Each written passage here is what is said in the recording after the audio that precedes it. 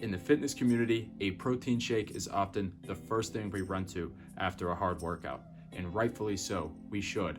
We want protein synthesis to help cure some of those muscle fibers as quick as possible. However, what most people fail to realize is more isn't necessarily better, and let me explain to you why. Before we can even get into how much protein you should be taking, how much is too much, or what the hell are you even talking about, Nick, we need to start with the basics. So what is protein and what does it do for me? Protein is a class of nitrogen-containing compounds formed by amino acids. It serves numerous functions in our bodies. The four listed here. The major structural component of the cell, it is the primary cell for growth, repair, and maintenance of our body tissues. Antibodies for disease protection are actually formed from proteins, and one of the three primary buffers in our blood, just to name a few. Now that we know what a protein is, we need to know what actually makes a protein, and that is something called amino acids. There are 20 amino acids that build up a protein. 12 of these amino acids are termed non-essential, meaning that our bodies actually make these on their own. Therefore, we do not have to rely on our diet for their supply, which is great. Whereas the remaining 8 amino acids are termed essential, meaning we need to harvest these nutrients from our diet because our body cannot synthesize them on their own. So how do you use the science to achieve optimal success? Well, a couple things we found out is that there is actually no evidence that protein intake over 1.7 grams per kilo of body weight per day provides any advantage. The science actually states that excess protein consumption gets filtered in 2 ways.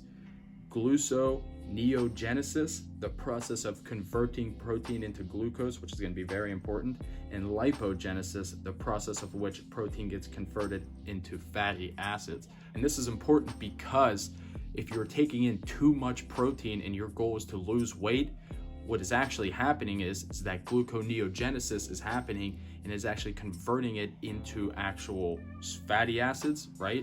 Or carbohydrates. So if it's getting converted into fatty acids, what's happening? It's storing. So that's actually storage fat. So the excess protein you're taking is actually working against you and storing as fat. And that's something we don't want. So Nick, what the hell? How much protein should I be taking? Well, that's simple. Research has shown that really all depends on your overall goals and fitness level. Dr. Goss, a University of Pittsburgh professor, stated that for the general population, you should try to consume 0.8 grams per kilogram of body weight to keep up with everyday demands. Now, if you run marathons and perform endurance type activities, you'd want to boost that up to maybe 1.2 to 1.5 grams per kilogram.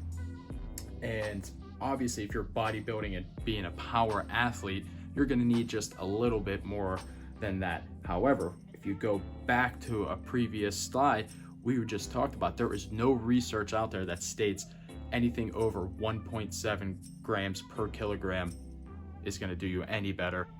In conclusion, we found that excess protein either gets stored as a fatty acid or as a glucose molecule. We found that 0.8 to 1.2 grams per kilogram is efficient for everyday life. So that leaves me to this question. Is protein the first thing you should be grabbing after a workout? The answer may surprise you on an upcoming video. Thanks for watching.